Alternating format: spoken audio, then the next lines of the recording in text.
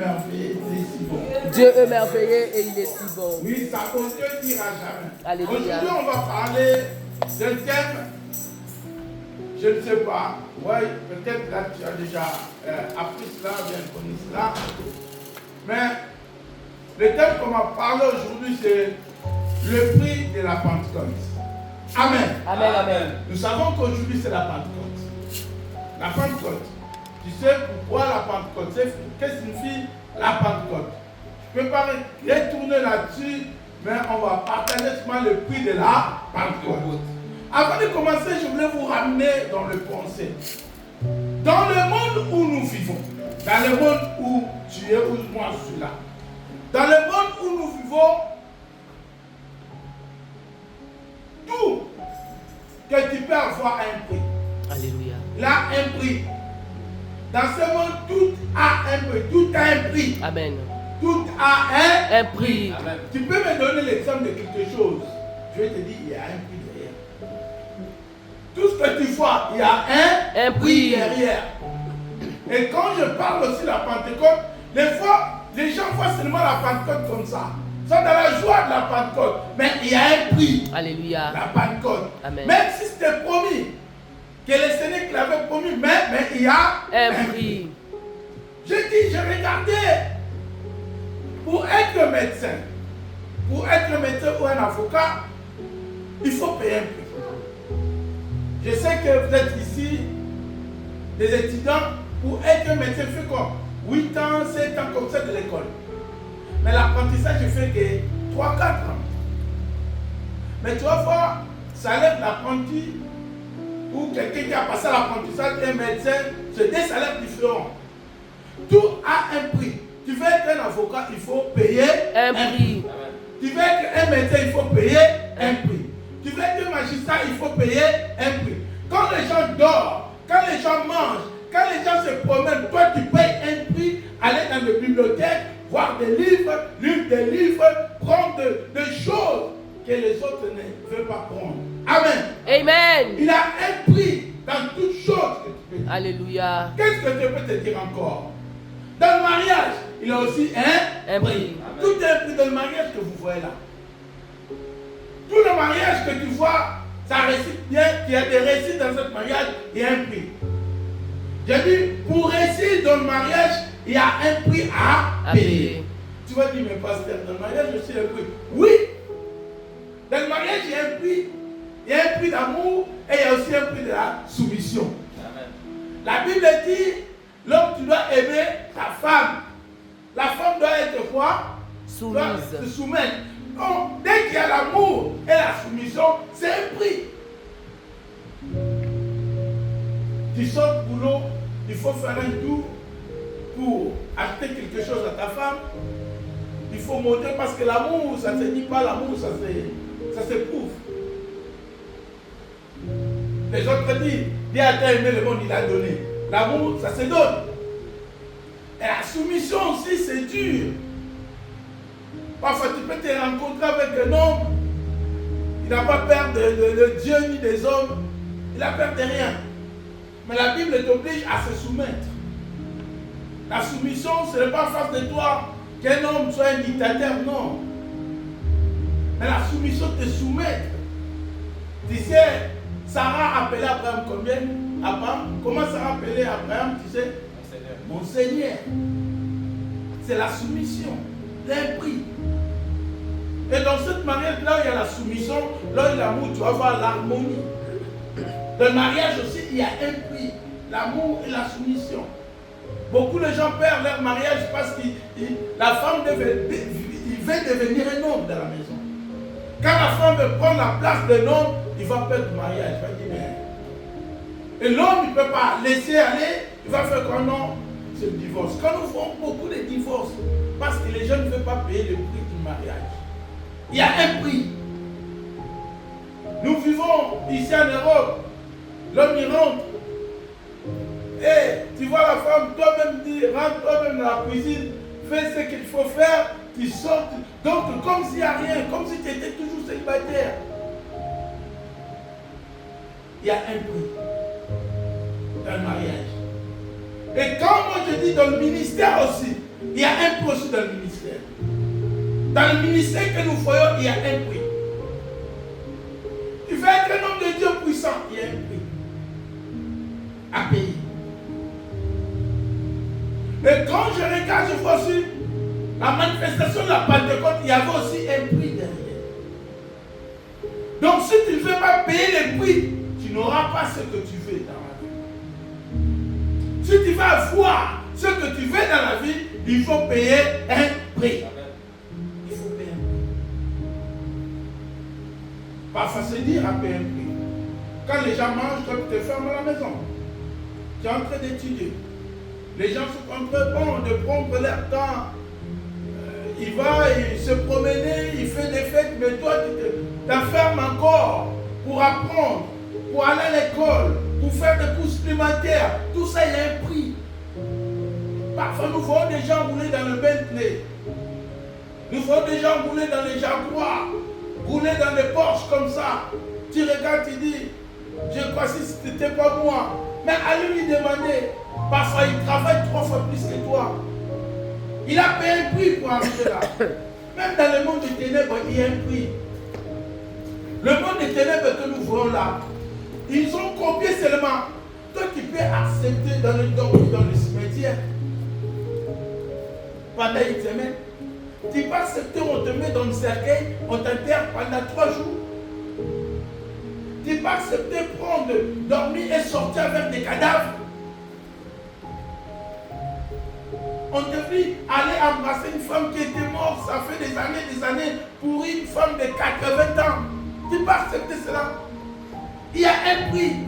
Et quand tu le vois faire des choses, ce sont ils ont payé les prix que les autres ne peuvent pas. Ou bien les autres n'ont pas accepté de payer. Il y a un prix. Quand tu vois les choses qui se passent. Et quand je vois, je dis, dans le prix, surtout dans le prix de la Pentecôte, nous allons voir, première chose, dans le prix, il faut avoir, il y a une soif. Quand il y a la soif et la faim, la soif et la faim, c'est la foi. Donc c'est la foi, tu as besoin de voir la gloire descendre. Dans le Pentecôte, ils avaient quoi? La soif, ils avaient quoi? La faim de voir la gloire de Dieu descendre. Il y a un prix. Première chose. Deuxième chose, j'ai dit, la décision de chercher Dieu. Troisième chose, c'est demeurer jusqu'à ce que. C'est demeurer jusqu'à ce que.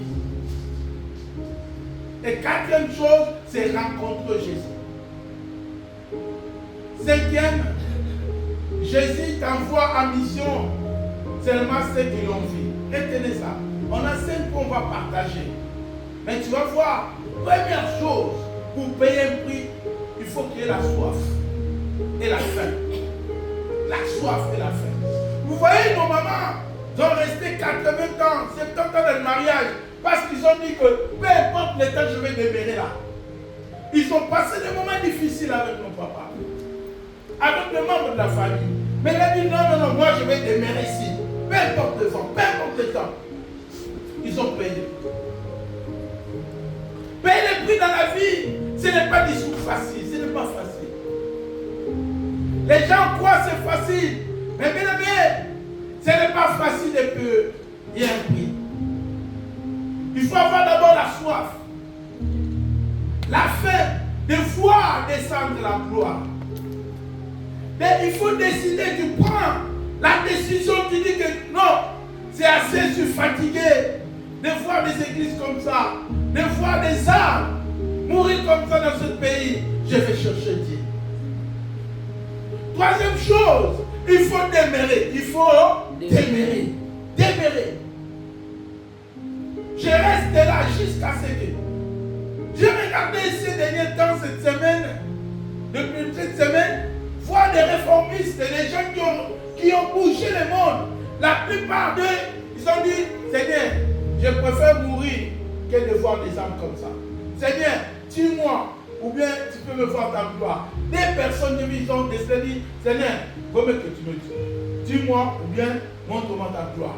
L'autre l'a dit, tue-moi, ou bien tu me donnes les âmes. Si tu ne me donnes pas les âmes, il dit, Seigneur, tue-moi. Ce sont des gens qui ont décidé. Ce n'est pas arrivé au hasard. Quelqu'un croit que c'est au hasard. Non. Quand tu vois quelque chose, comment il y a quelqu'un derrière ces choses. Tu vois la forme de la chose, regarde, il y a des gens derrière. Après avoir demeuré, ils ont rencontré Jésus. Je dis, quand tu rencontres Jésus, il t'envoie en mission. Jésus envoie seulement en mission ceux qui l'ont vu. J'ai dit, Jésus envoie seulement en mission ceux qui l'ont vu. Amen. Amen. Ok. Maintenant, on parle. Aujourd'hui, je suis dans le livre de Jean chapitre 20. Notre frère Annick va nous aider à descendre. Moi, je vais lire la version. Tu vas descendre au fur et à mesure. Vous allez comprendre l'histoire. Vous connaissez l'histoire. Jean chapitre 20. Mais dans cette histoire, parfois tu lis ça seulement comme ça. Mais tu vas comprendre. Dans cette histoire, j'ai compris il y a quelque chose que les gens ne comprennent pas. Pour moi, dans cette histoire, je le compare comme s'il y a rencontre entre quelqu'un et Dieu. Jean chapitre 20, verset 1. Le frère va commencer à défiler et moi je lis ma version. Dans ma version, on dit comme ça, sur parole vivante.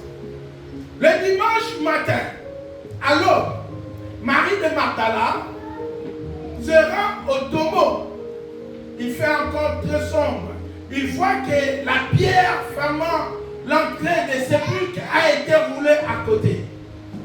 Deuxième, je descends. Deuxième, on dit, alors, quand il a vu que le tombeau, la pierre était roulée à côté, alors elle court prévenir Simon-Pierre, Jean chapitre 20. Il court prévenir Simon-Pierre. Et l'autre disciple, c'est lui que Jésus aima. En enlevant le Seigneur, il a dit, en enlevant le Seigneur dans sa tombe, l'air disait. Et nous n'avons aucune idée de la gloire où on l'a mis. 3. Aussitôt Pierre et l'autre disciple partant pour aller au sépulcre. 4. Ils courent tous les deux ensemble. Mais l'autre disciple, plus rapide que Pierre, les distancer et parvient le premier au tombeau. 5. Il se penche, retenez ça, il se penche vers l'intérieur et voit le banc de lin par terre. Mais il ne rentre pas. Il se penche, mais il ne rentre pas. 6. Simon-Pierre, qui le suit, arriva à son tour. Il pénétra dans le caveau et considérait le banc posé là par terre. Les cieux qui avaient recouvert la tête de Jésus n'est pas rangé avec le banc. Il était enroulé à part à sa place. 8. Alors, les disciples, c'est lui qui est arrivé le premier, entrant son tour dans le caveau et il voit tout et il croit. 10. Je saute 10. Pendant que les disciples rentrent chez eux, là je m'arrête. Là, il nous explique. Marie de Magdala, là, la voir à la tombeau de Jésus. Dès qu'il arrive à la tombe, il voit que non, mais le pierre qu'on avait mis devant la porte, on a roulé le pierre, donc il n'y a pas de pierre. Il a dit non, il y a quelque chose qui est là. On nous a volé les maîtres. On a enlevé Jésus. Il faut que j'aille prévenir les disciples. Elle court vite. C'était une femme, c'était pas un homme. Amen. C'était une femme, c'était pas un homme. Je répète encore. C'était une femme, celui qui avait pris la résolution. Mais les hommes étaient là en train de ronfler. Mais la dame, la Bible dit, faisait encore nuit. Elle sort de la maison pour aller à la tombe. Tu vois, il y a des gens qui ont des soucis de Christ, des soucis de Jésus. Quand dès qu'il arrive à la tombe, il dit non, Christ n'est pas là. Je vais aller allaiter Pierre et Jean. Il vient dire, vous êtes là, mais le maître n'est pas là. À la tombe est vide. Et il court maintenant entre Pierre et Jean. Pierre, Jean, il arrive le premier.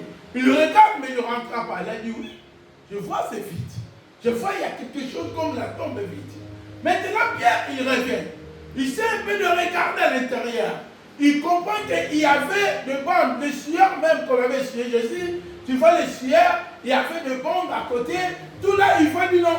Réellement, le Messie n'est plus. Mais qui a pris le Seigneur?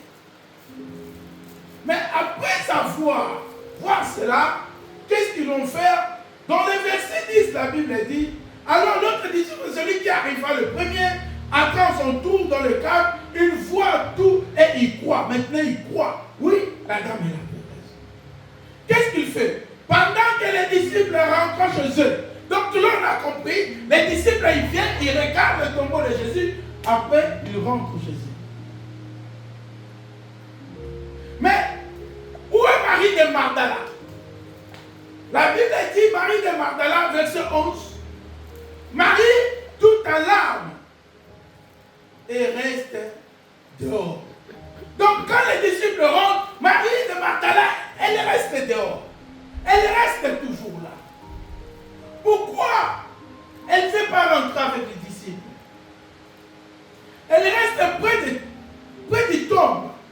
Elle vient en pleurant vers la tombe et se penche pour regarder l'intérieur du corps. Je ne sais pas. Elle reste dehors près de la tombe. Elle pleure. Et il pleura. Elle se penche vers la tombe. Cela veut dire quoi? Ici dans ce verset, la Bible dit, mais Marie se tenait près du sépulcre, dehors et elle pleurait. Comme elle pleurait, donc, elle se baissa dans le sépulcre. Elle se baissa et elle regarde dans le sépulcre. Son objectif était de voir le Christ en ami ou le maître. Mais les gens qui ont resté avec le maître, les disciples de maître sont déjà rentrés. Mais lui va rester. Je veux voir le maître. Ils ont mis où le maître? Ils commencent à chercher le maître. Ils se baissaient et regardaient. Chercher le maître. La Bible dit celui qui cherche fait quoi? Trouve. Mais même dans le Seigneur, parfois nous voyons des phrases. Nous disons des choses. Nous prêchons dans le Facebook. C'est très bien. Mais il y a une chose. Dans la vie, il faut payer un prix.